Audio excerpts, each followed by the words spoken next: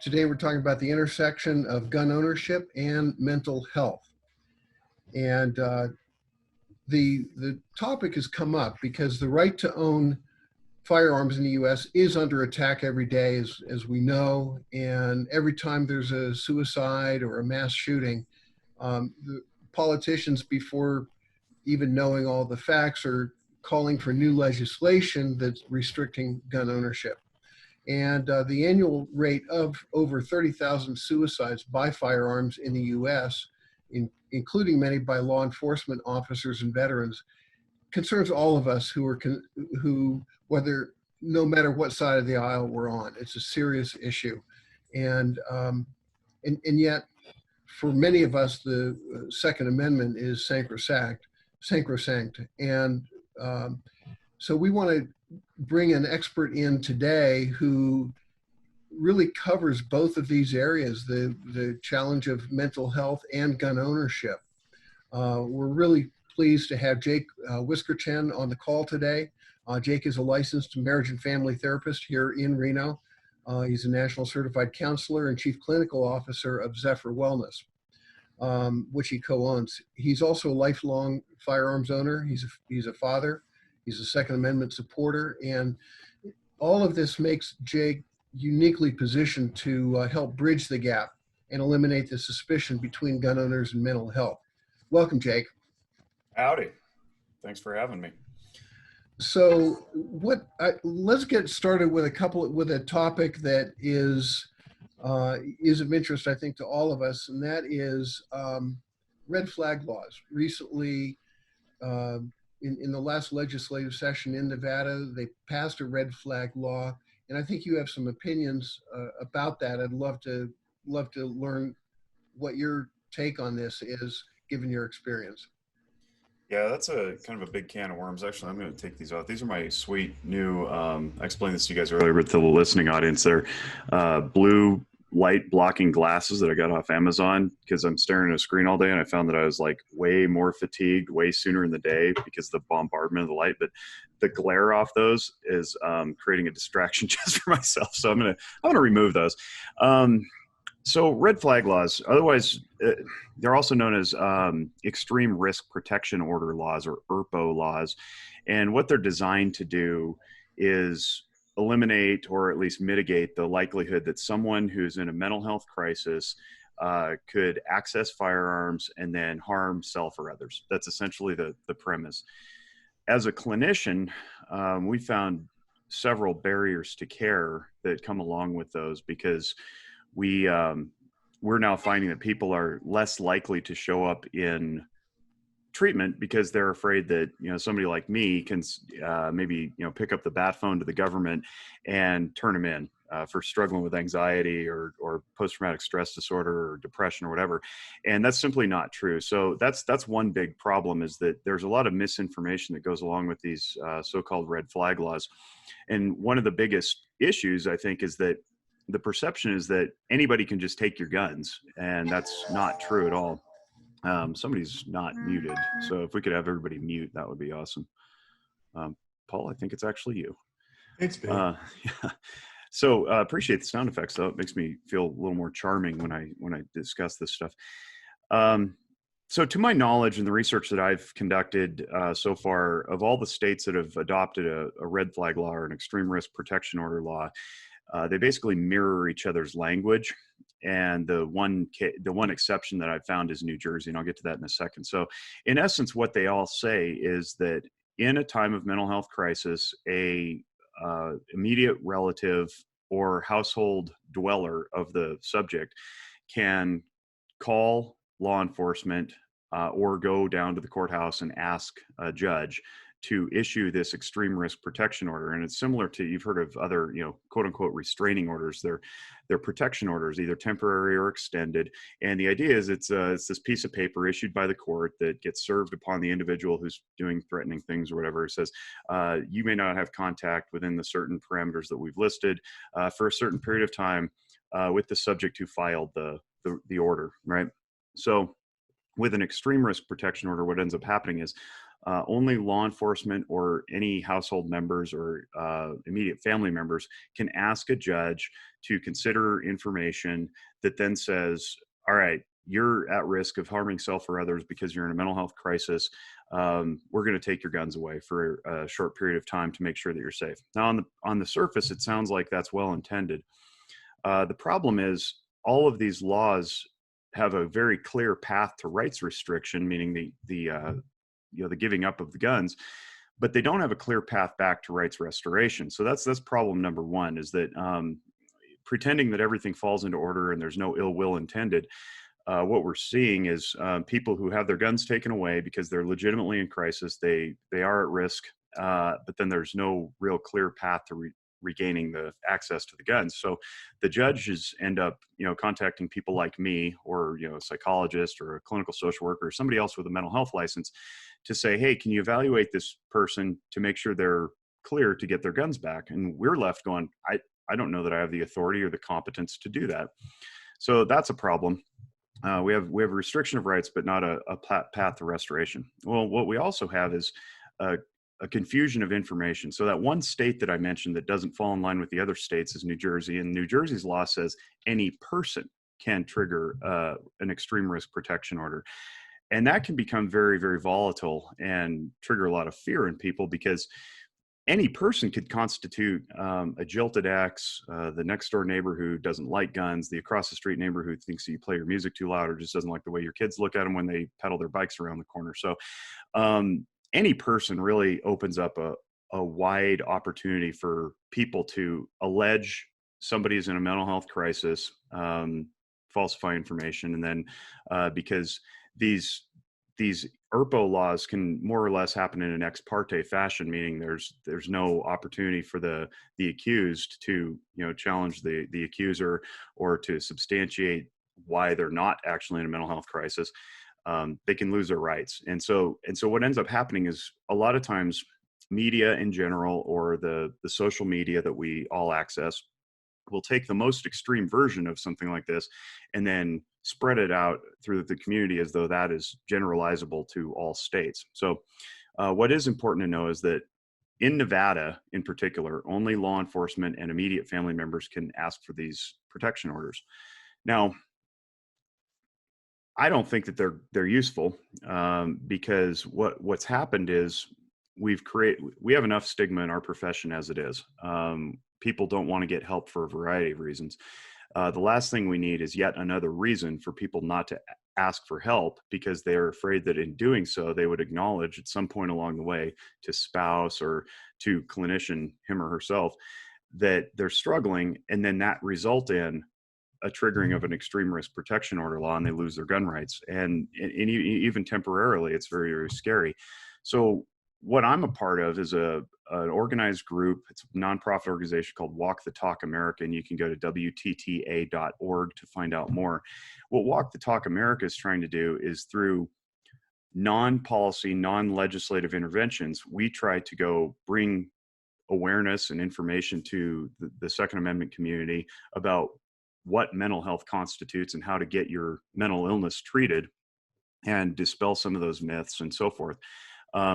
What we have discovered, though, is that in doing so, not only have gun owners emerged saying, yeah, I've experienced this and I've been afraid to seek treatment, but we've seen other professions, not that gun ownership is a profession, it's a hobby more or less, but we've seen professionals come forward in emergency medicine, law enforcement, military, both active duty and retired, the law profession, so attorneys, anybody with a government security clearance, basically anybody who operates in a profession where fitness for duty is a requirement.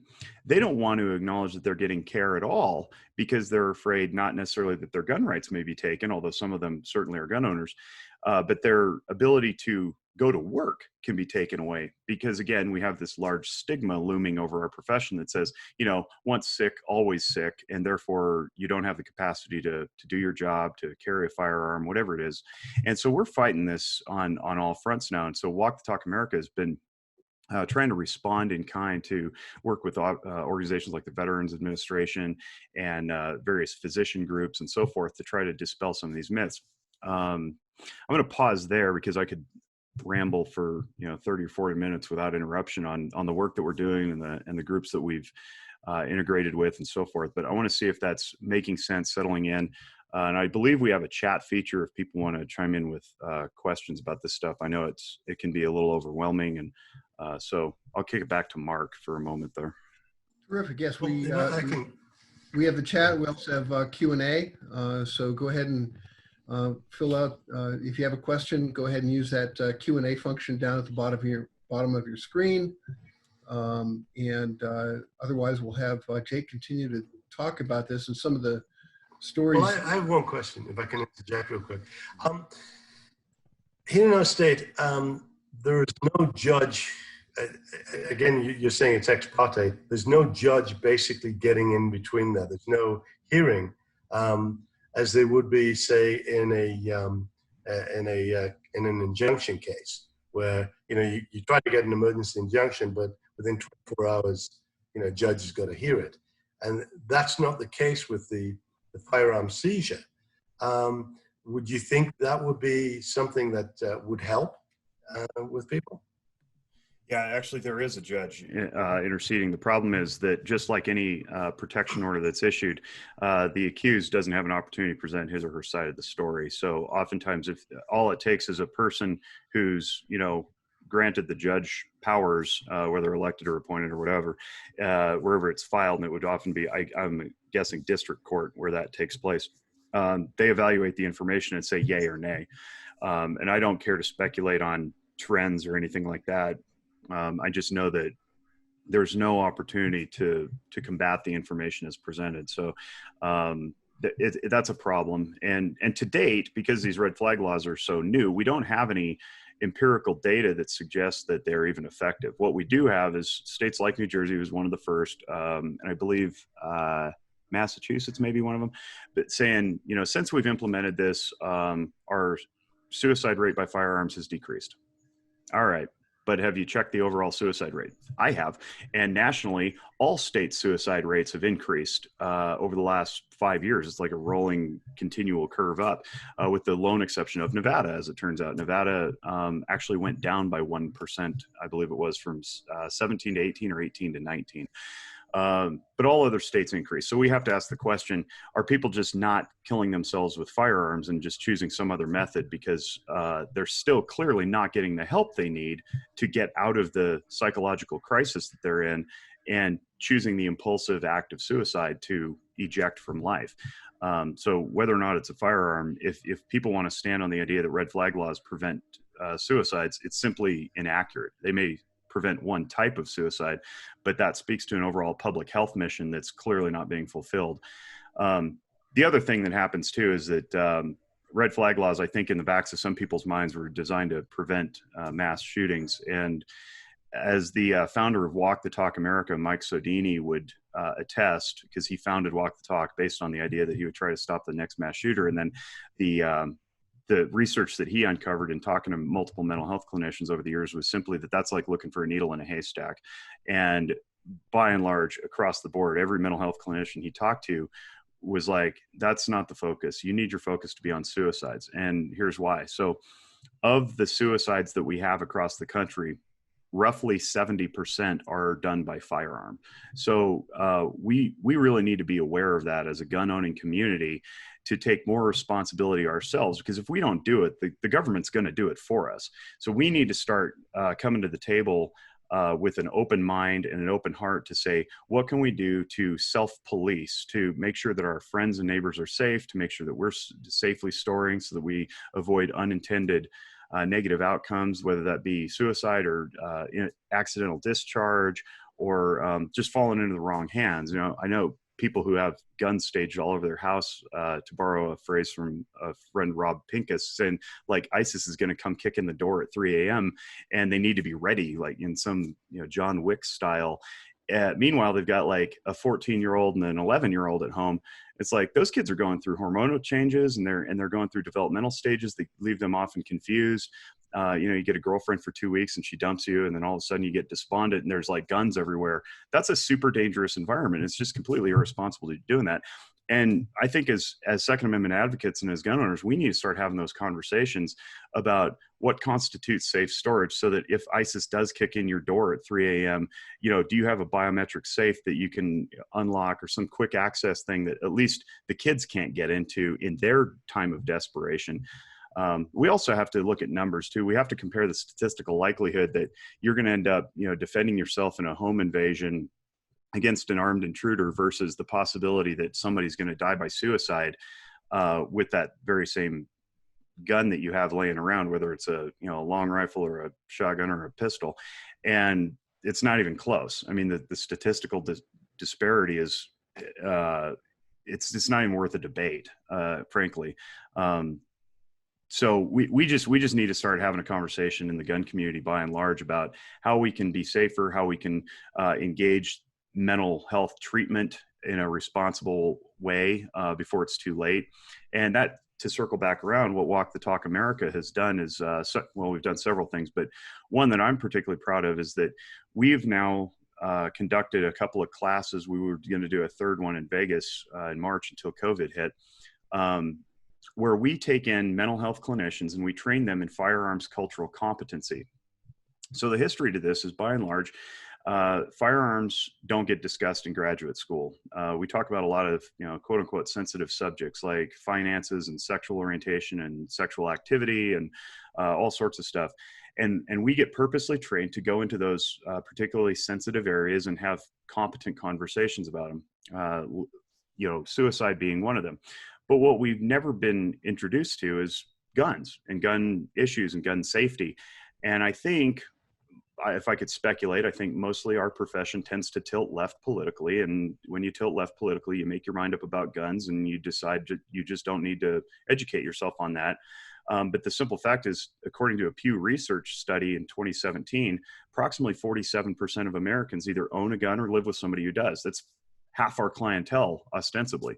So without a real competence and an ability to speak fluently in the language of firearms, we as clinicians end up acting weird, or we become judgmental, or at bare minimum, we don't know how to talk about somebody who's possibly suicidal or has a kid who's suicidal with regard to safe storage, access, prevention, that kind of thing.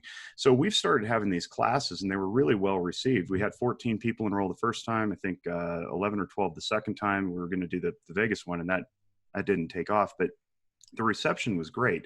And what we do at these courses is we spend about an hour talking about what gun culture looks like and how it's very analogous to any other hobby culture, where you got some people who are super into it, some people use it as a tool, some people who just don't care, some people use it for hunting, some collect, and so forth. And then we talk about different types of weapons and how they look and what they do. And then we take all the attendees and we put them on the range, on the line. And they go out, and some of them never shot for the first time. And that was super cool to see. It was a very powerful experience to watch people get nervous and sweaty and then come away going, yeah, that was actually quite exhilarating. I think I might want to do this again. I had no idea. Lots of misconceptions were challenged. And then the last hour, we spend debriefing. How are you going to take this information and implement it into your counseling sessions, live with an individual? And it was all very, very positive. Now, the flip side of that coin is we're doing some good stuff to demystify what gun culture looks like to mental health practitioners. But what we want to do also is demystify the counseling process for gun owners, because gun owners, I know, because I am one. I was raised in a household full of cops. I've grown up in Nevada my whole life. We are typically quite averse to coming in and getting therapy because, again, back to the bat phone example that I used, like, we don't know that the clinician is going to go rat us out, or that our information is just going to be stored in some repository easily accessible to, who knows, can get to it. And my job now is to go say, that's not true. We have a whole series of ethics and codes that overlay our profession that say, thou shalt not breach confidentiality unless thou has an immediate reason to do so. And honestly, if that immediate reason to breach confidentiality ever arises because I can't talk somebody out as being suicidal, or they're just, gritting their teeth saying, nope, nope, I'm going to go shoot my ex or whatever it is, then my first call is not to the police to go seize their guns. My first call is to the ambulance to go take them to a hospital to get care. I'm not interested in what they have sitting in their closet until they go back to the home where their closet is. And presumably by that point, they would be in such a stable place that it wouldn't matter anyway. So I'm being a little, a little simplified with the way that I present this, but that's the general working idea, is that in the counseling profession, not only are we not really allowed to take your guns unless we go chase you down to your house and seize them from you ourselves, but we shouldn't be, because we should be protecting your information only so far as, we would breach confidentiality to get you the help you need. And that help does not mean depriving you of your constitutional rights.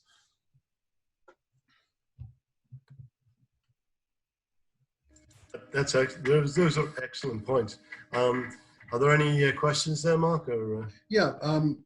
Cher asks to confirm the organization. Yeah, WTTA.org is correct. I see that there. Okay, WTTA.org for everybody that's interested. And just so you know, when you go to the website, the first thing you're going to see is an overlay of would you like to take a free and confidential mental health assessment? And I'm wearing the wristband here. You can all see it. It says flip it over, WTTA.org and /love. But if you go to the website, it pops up. And that's powered by Mental Health America. It was one of our very first partners when we launched 2 years ago. And Mental Health America has produced more than 4 million screenings, these free and confidential screenings, so that people get a little bit of insight on how they tick. And I'll go back to Mike Sodini, who runs the organization. He's got 2 adolescent daughters, and one of them came to him one time, and I love telling this story, and I hope he doesn't mind me stealing it, but she said, hey dad, I think I might have anxiety. And Mike's way of telling it is always, he's like, I was raised Italian, I'm from New Jersey, and he says, there was a time in a day when if I went to like one of my uncles or my parents said, I think I have anxiety, they'd say, I'll give you something to have anxiety about. And so thankfully our culture has shifted a little bit now, where Mike's response was, hey, that organization that dad does, go to the website and take a screening, answer it honestly.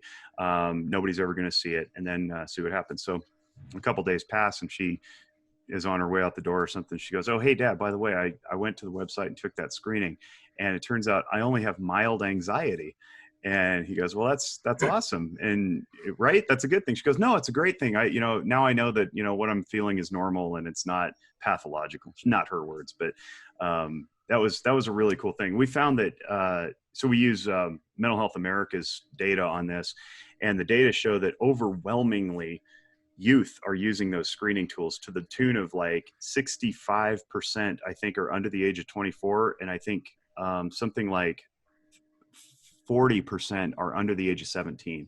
So it's really critical that we are getting these screening tools out to people. There's 13 of them, 2 of which are in Spanish, the depression and the anxiety screener in Spanish. So we're really proud of that. We've had several thousand go through the website.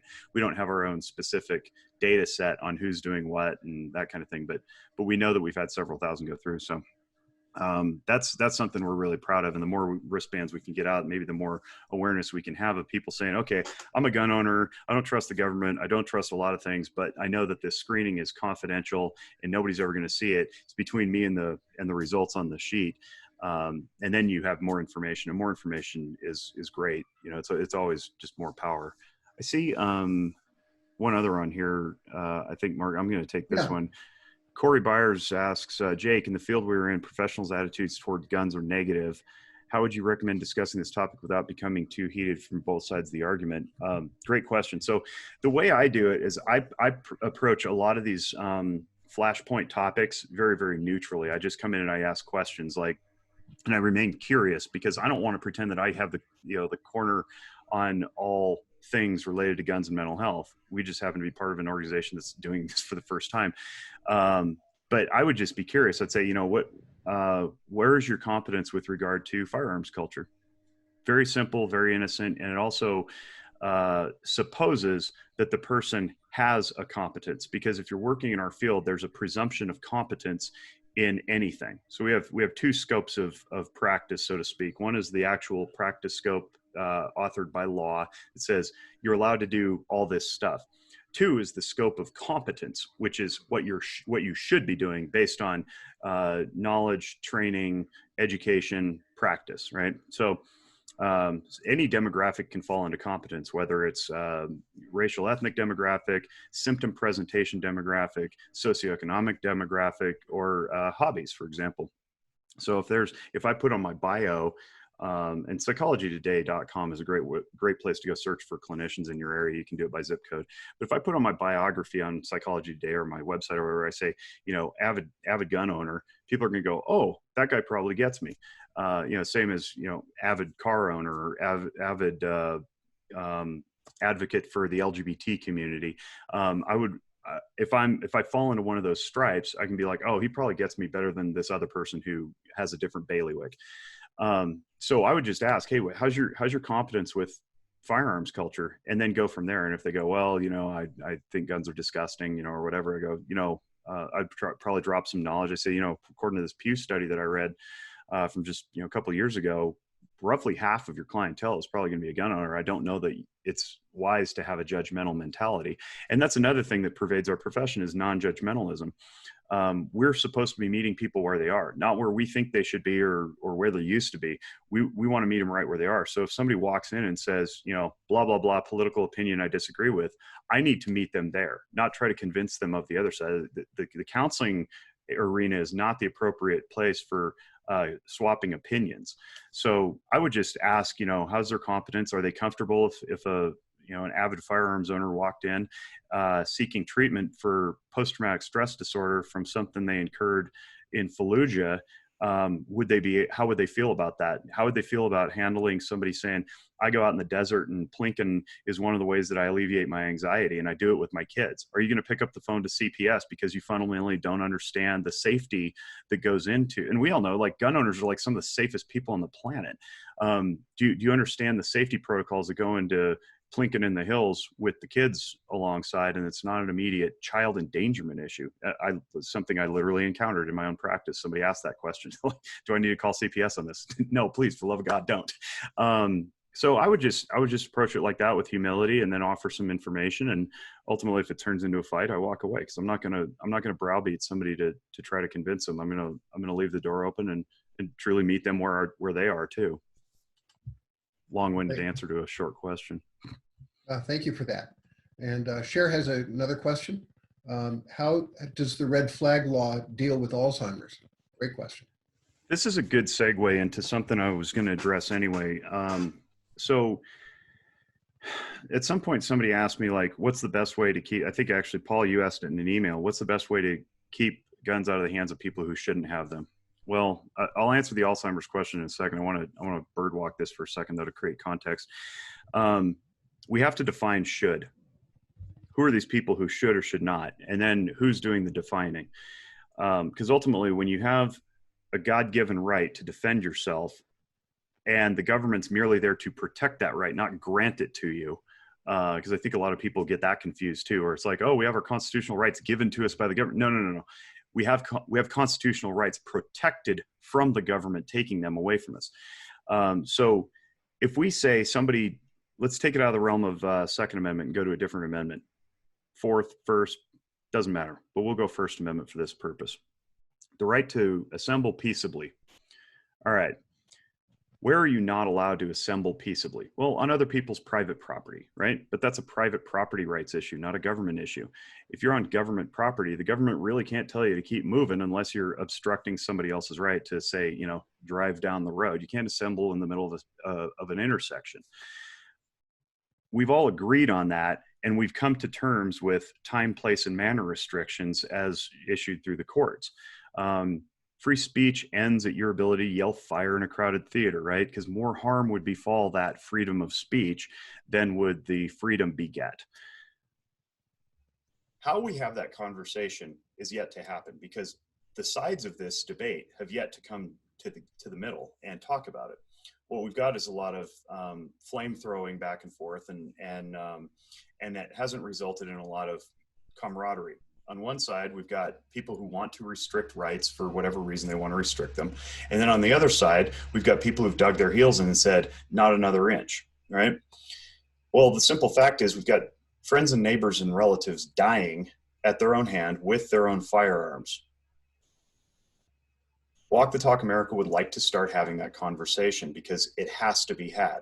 I'm not interested in other deaths.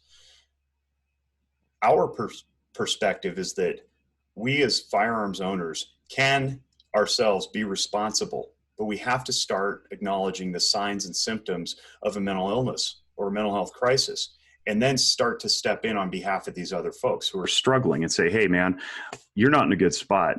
I know you own guns. Why don't you let me take them for a little while? The problem with that approach is, even if we could blanket issue it across the whole gun culture and say everybody's going to start being responsible and it's going to be amazing and we're all going to save lives and we're all going to care for each other, right? Under the blanket of liberty, we're going to self-police. Okay. Government has already stepped in and issued expanded background check laws in multiple states, including Nevada. As of January 1st of 2020, Nevada now has an expanded background check that disallows transfers of firearms except to immediate family members. And that includes in moments of mental health crisis. It's a poorly written law because the people who passed it didn't bother to consult people like me along the way. Hopefully that'll get amended in the next legislative session, but we've got to remove barriers to care because we know that in moments of impulsivity is when suicide happens. We can't afford to be asking people to go down to the local FFL and get backgrounded so they can take somebody's guns in the moment of a crisis. That's absurd. It's preposterous. What we should be doing is educating now under those laws to make sure that you don't accidentally become a gross misdemeanant in Nevada or a felon in some other places by inadvertently taking your friend's guns so that he remains safe and then taking him over to your house and getting tattled on by somebody who doesn't like you or whatever. And we can instruct our firearms owning friends to say, hey, look, you can help in the time of a crisis and it doesn't have to be breaking the law. It can be removing the firing pin. It can be removing the bolt. There's some really cool new technology emerging with regard to safes. And Mike would talk more about this because he's friends with Mike Baker, who owns a safe company, several safe companies.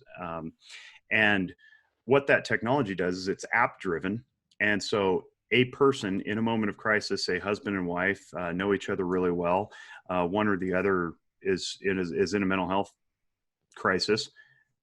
Press a key, it locks down the safe and nobody can access it until that person's out of crisis and they have this agreement. That doesn't involve government solution. That's a private sector solution.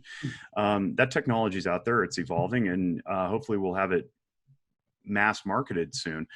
So there's lots of ways around this. So back to the Alzheimer's question, because we'll presume that you have a person in your family who shouldn't own firearms because their mind is not stable and their brain is deteriorating. All right. It's not a constitutional right, but it's a privilege, and it's a privilege that's preciously held. None the same. Driving. When do you step in and say, you can't drive anymore, Grandpa? That's a private conversation that happens within the family. We need to preserve personal liberties as much as we can. We don't need to be turned into legislation to mandate that at a certain time or under certain circumstances, this thing must happen. Because once we start restricting, once we start drawing lines around things, all you get is more lines, and those lines tend to augment. They don't tend to shrink. So even if it seems reasonable, cognition test, go to the psychologist, get a functional test done. You don't score high enough. We'll take away your driving privileges. We'll take away your guns, and you can go to the nursing home or whatever. If we mandate that, it doesn't leave any options for people to say recover, get a second opinion, do it a different way. So we just don't need to do that. What we need to do is turn inward and start having that conversation, like I mentioned before. Very good. So talk with us about mass shootings. Fortunately, we haven't had any for a while, but those that we have had have been, they're horrific, obviously. As a professional in the field, I assume that you have studied this to some degree. What would you say about the cause of mass shootings and anything that we can do to prevent those, but what's the cause that somebody would do those horrific acts? It's a $64,000 question, right? This is something I'm actually really, really passionate about that I haven't gotten to opine in public much about, just in private. So the broader community, I think, and there's no reason they should know this, because this is something we get taught in school and then we practice. The broader community has a misunderstanding of what constitutes a mental illness. Mental illness as defined, and I don't know where my DSM went. Here it is. As defined in our book, The Diagnostic and Statistical Manual of Mental Disorders, currently on its 5th iteration, has some very clear, precise language. Essentially, you have to meet these criteria no matter what if you're going to get diagnosed with a mental disorder. And bear with me, I'll walk you through this process so everybody's educated. You have to have clinically significant distress or impairment in important areas of functioning.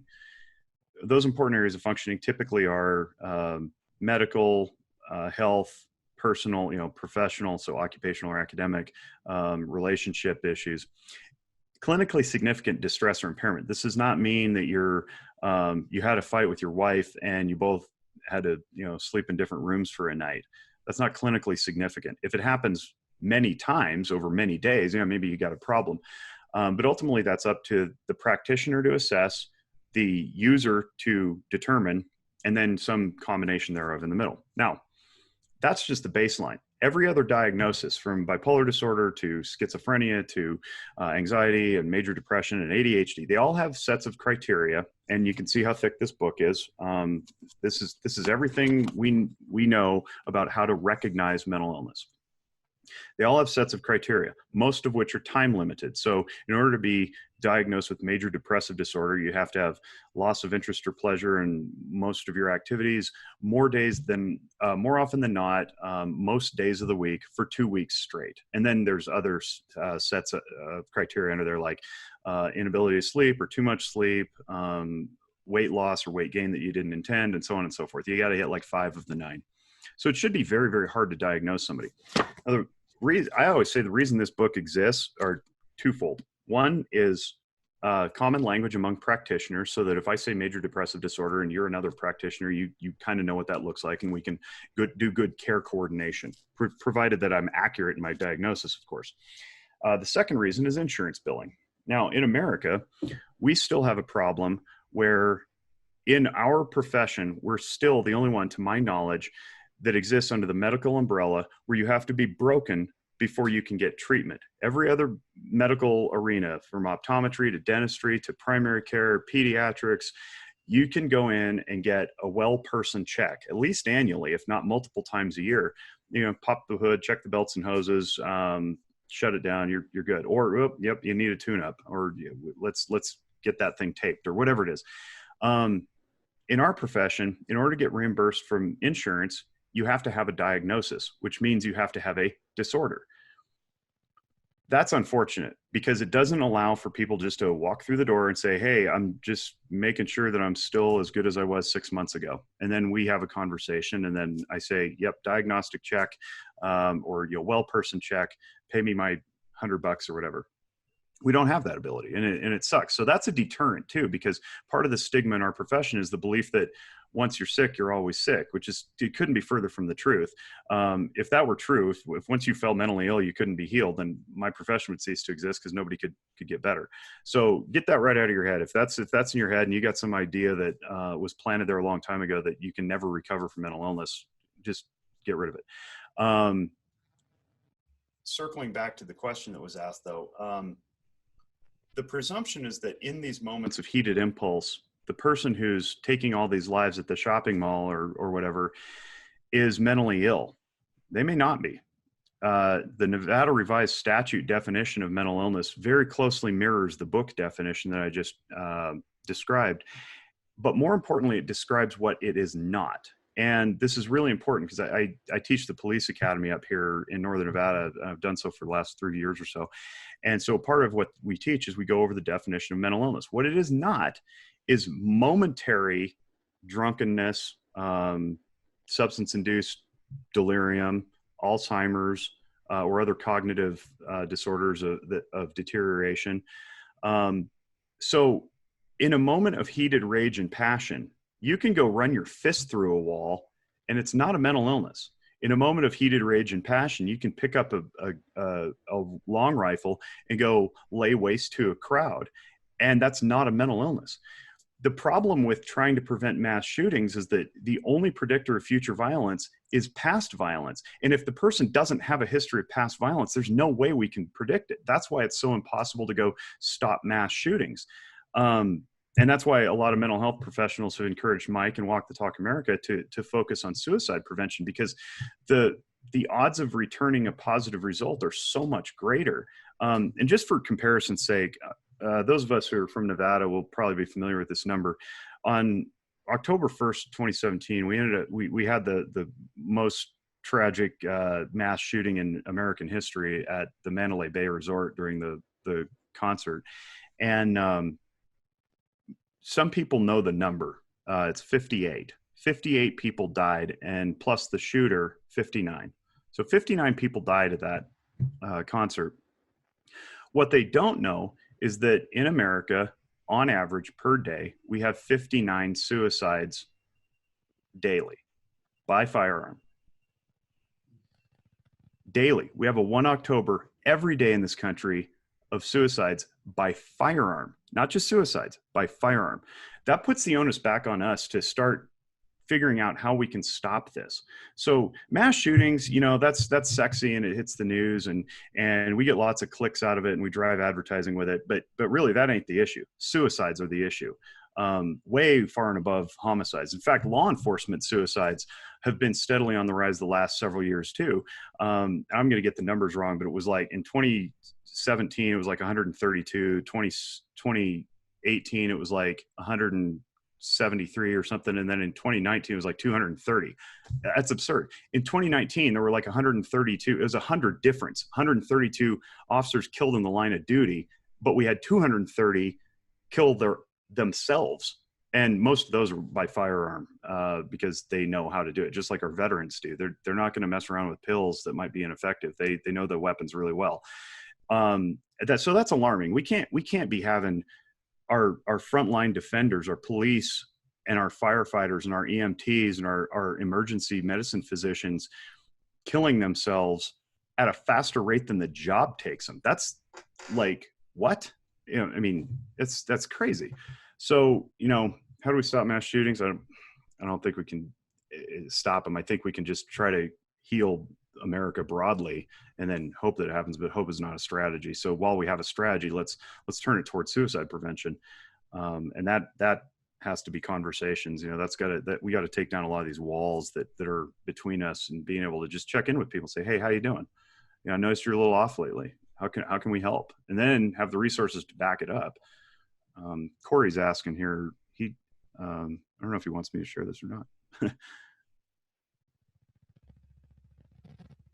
I'm going to share it. Seems innocuous enough. He did a prospectus on mass shootings and motivation in an undergrad class last fall. Motivations have changed over the decades. Do you think we'll be able to narrow motivation in a specific type of disorder? Tough to say, because with diagnostics being what they are, I hesitate to say it's a disorder necessarily. Only after the fact, when these people surface and we start digging into their lives and their histories, do we start seeing the clues that go, yeah, there's probably an issue here that went unaddressed. And I don't care to soapbox about the education system and all that being able to notice this stuff. Teachers have a tough enough job as it is without trying to sniff out mental illness in their students. To what degree do you think that drug use has been a factor in these mass shootings? I couldn't even speculate on that. Okay. I know that drug use broadly has become more acceptable as research in the FDA trials has expanded with substances like MDMA and psilocybin and ketamine. And I'm very excited about the possibility for all those to start emerging. They're supposed to be scheduled down by the FDA and the DEA in 2021 so that we can start using them in a clinical setting to treat things like post-traumatic stress disorder and depression and anxiety, because the returns are spectacular. So I got to believe that drug use broadly has just become more commonplace because, like anything, people think they can self-medicate, and they don't need the helping hand of a professional to do it. WebMD, everybody's diagnosing themselves, so why not treat yourself with whatever you're treating yourself. And to what do you attribute the increase in the suicide rate of specifically law enforcement officers? What's going on there? That's really tough. I think I'm going to take that in reverse order. I think law enforcement, I think, is probably reflective of the broader culture, and the broader culture is there's so much that goes into this, so I'm going to try to be succinct. We did not evolve. Our brains did not evolve to present day to handle the stimulus overload that we are currently facing. So that's not just social media. That's the urgency with which all our jobs are now asked to be performed, and bigger, faster, stronger. And as technology evolves, the demand on the human being is being stripped out. We just don't have the capacity. What we've seen in the last 20 years from technology has way gone above and beyond where we should be as developed creatures. So that has added anxieties, and we see a lot more mental illness, not just simply because it's being accurately diagnosed and reported, but because we're literally suffering more of it, especially in our children. Not to mention that culturally, we have started excusing a lot of behaviors, and boundaries have been broken down and become more what we would call diffuse, meaning they're not as well in place between parent and child. We go back to participation trophies and all that stuff too. But ultimately, I think it's just the pressures of all the jobs, and I see it in everything, not just law enforcement. College is really bad. The pressures to perform, to get out, all while knowing that you're accumulating more debt than your job is going to pay you. It's bad. Like it's everywhere. And having handheld devices with email accessible all the time is not helping. Being bombarded by the binary messaging of us versus them on social media is not helping. And I gotta believe, if we bring it back to police, it's just that under the same microscope, or I should say magnifying glass, because that concentrates like heat and energy from the sun to like burn things. I think it's the same magnifying glass that has always been on professions like law enforcement and aviation professionals and military personnel, only now it's orders of magnitude worse because of all that society has started to incur. I don't think there's any one thing we can point to. It's just everybody's stressed out, and that profession in particular has always been more stressed out. They've always had more divorces, higher suicide rate than anybody else, and now we're just seeing it. It's the canary in the coal mine, I guess you'd say. That's speculation. I haven't read any research on it at all. That's just me opining. All Carl right. Feinberg adds, liberal judges are releasing bad guys every day, so law enforcement feels powerless. Yeah, that's true too. I mean, when we talk about, and that's kind of a passion of mine too, is restorative justice. If I'm going to be in this profession, I believe that people can heal, then I have to hold that belief regardless of crime committed. It's like, all sins are equal in the eyes of God. Okay, well then all restoration is possible as well. So if we're gonna rehabilitate people, we better put some efforts into the actual rehabilitation, not just set them free. Because some fantastic work that's being done in Pennsylvania by my good friend and mentor Christian Conte in the Pennsylvania prison system. You can look him up at Christian Conte, CONTE.com. He's got a wonderful YouTube channel, but he's training the entire Pennsylvania Department of Corrections and all its 18,000 employees in what he's developed as yield theory. And the idea is to help get people better. Some people aren't going to be rehabilitatable for a variety of reasons. Some of them are genetic, some of them are cognitive, some of them are just lack of desire. But if we're going to be sending people who have committed heinous crimes back into public, we need to be doing something along the way so that they're not just taking a time out for adults, because whereby, by the way, they develop even worse habits in prison because they're not being exposed to anything positive. Prison recidivism, by the way, is 70% in this country. It fluctuates between states, but it's somewhere between 68 and 72% anywhere you look, which means that 7 out of 10 people who go to prison come out and then go back. when they come out, they're hurting people in between. So we've got to do something. We have to do something to change that. We can't just be like unlocking them, being like, okay, well, I guess you're cured now because you spent 12 years. Like, no, actually the opposite happened. And they didn't learn any skills. You know, we expect them to like come out with a different skill set than when they went in. Who's doing that? I'm not in there teaching them. I probably should be. So that's an issue too. So yeah, of course it's demoralizing when you're having to, you know, rearrest the same offender. And there's, you know, we've got political leaders elected who talk about wanting to support, you know, homelessness, but they're not actually putting any resources behind it. And yeah, that's all demoralizing too. I gotta believe that absolutely factors in. It's frustrating to do that job.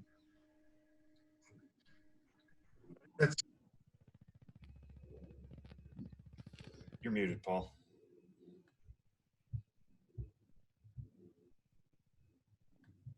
Paul's muted, but he doesn't know it. Yeah. I'm sorry? There we go. You were muted that whole time.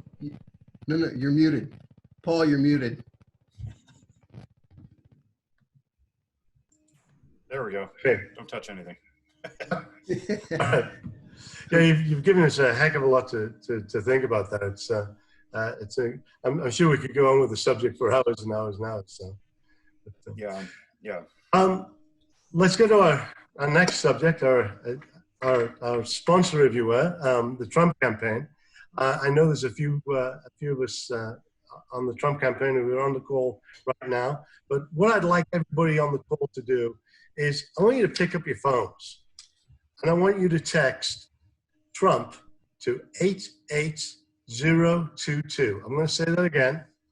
Text Trump to 88022. That's going to provide you with lots of information about what's going on in the campaign.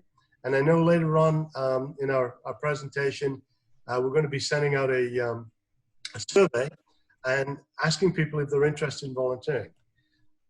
We all have these gun rights. These gun rights are protected by the government, but we have to make sure that we're protected from the government, taking away those Second Amendment rights.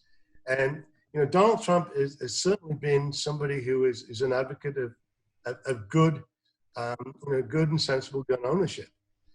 We need to protect him, and we need to make sure he gets elected. But we've also got to make sure that other people who in our local government, who are advocates of our biggest interest, the Second Amendment, they get elected too. And the only way we can really do that is by getting out there and doing it. And if you don't think that you are important or that you can't give enough of an effort, remember the old poem. But for a nail, a shoe was lost. But for that shoe, the horse was lost. But for that horse, the battle was lost. But for that battle, the war was lost. You and each and every single one of us are the nails. We've got to start doing things. And whether it's making phone calls for Trump, advocating on YouTube, advocating in some other way, giving money, whatever it takes, we've got to step up. So when you get the survey, please put in there that you want to help. And one of our field organizers will be happy to get right back to you. So again, that's my soapbox. Stick a fork in me. I'm done on that right now. Thank you very much. If we can lead right into our other topic, I know there were a lot of people were texting me. They were really interested in this, and they wanted to talk about it. And the topic is large caliber air rifles. Where are they? Who are they? Do we know anything about them? Well, let me give you a sort of a quick breakdown. I went into the gun vault. I pulled out some of my personal favorites and some of mine. Okay, check for safety, pull back the bolts. It is completely clear. I remember Chuck would probably beat me up if I didn't do that, right? This is the Beeman 22 air rifle. This is a PAC powered air rifle. This whole thing is an air tank, and it's pressurized to 3,000 PSI. So when that 22 pellet comes flying out of there, it comes out at quite a rate, and it is very powerful. Now, this is an excellent small game hunting rifle. We use, depending on what you're hunting and how you're doing it, but we use a little bit heavier pellet than you would normally find in a 22 air rifle. Because of the pressure, it can shoot that heavier pellet out at up to 1,100 feet per second, which is pretty nice. And it'll kill squirrels, rabbits, rats, anything else that you're looking at. But that's a 22. To give you a comparison, I put some pellets together. And I'm going to turn my camera down here so you can see them. Oops.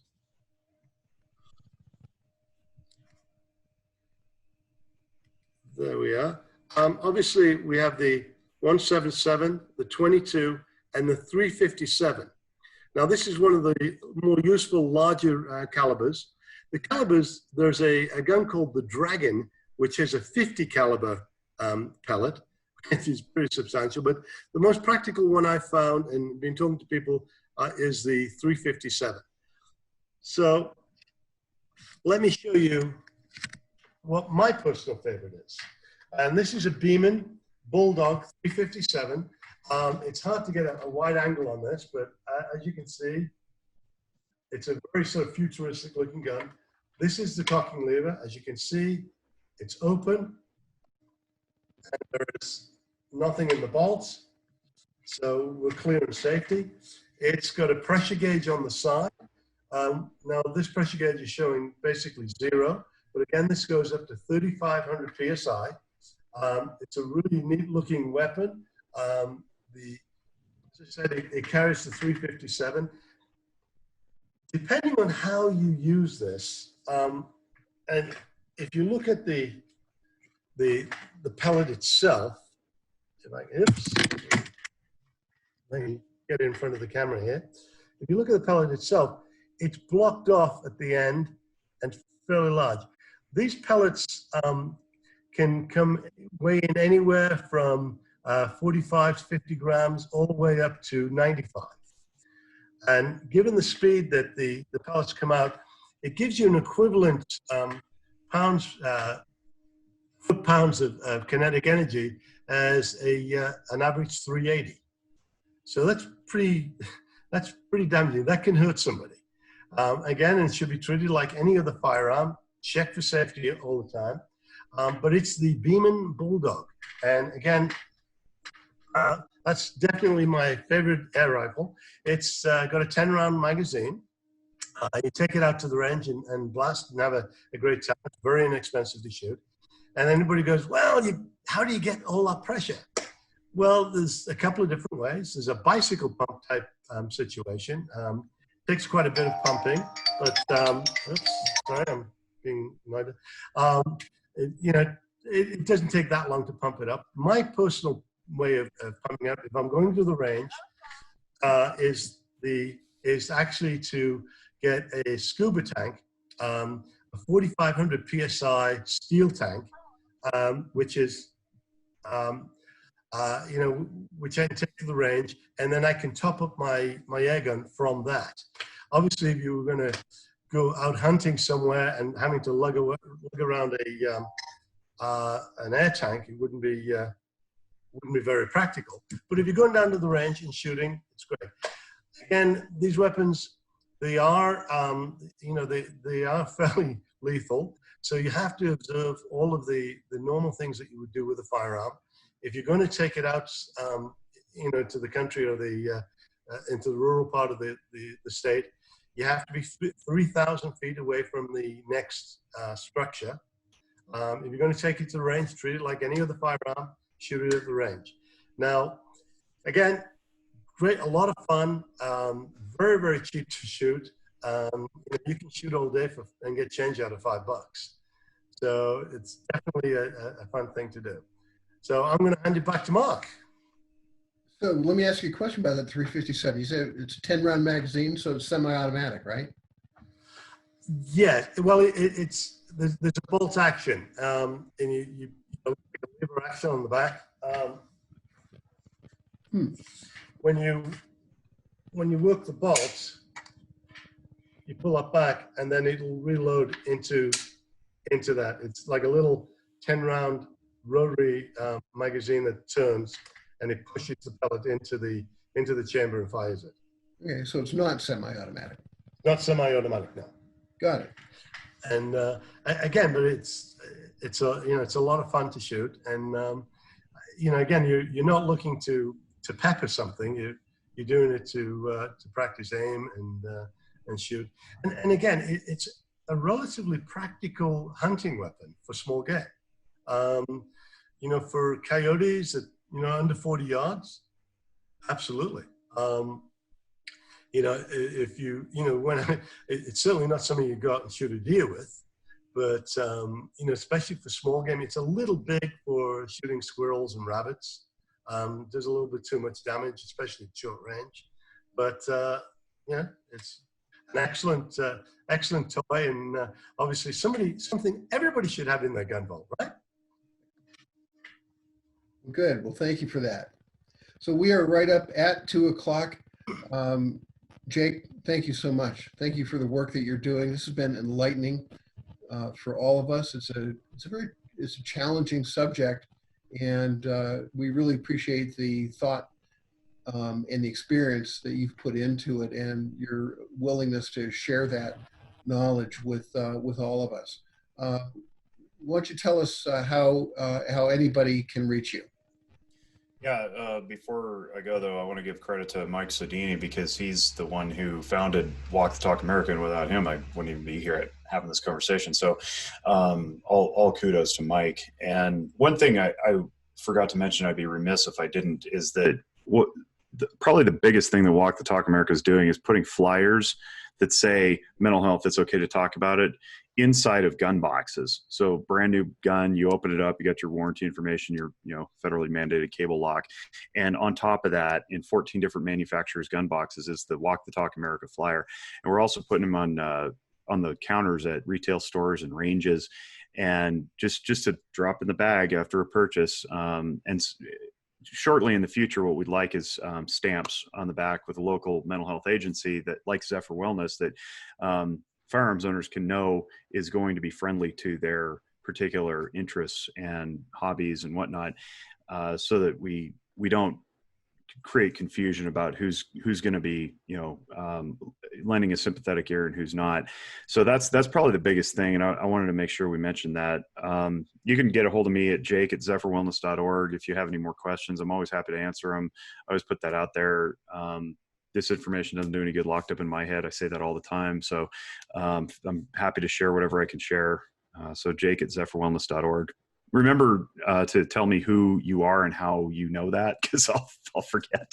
But yeah, that's the best way. And WTTA.org. Definitely reach out. Thanks. Terrific. We appreciate it, and we will have another discussion, another interesting topic in 2 weeks. So you'll all be getting notices at that point. Thank you so much, everybody. We're going to end the call now. Take care. Bye.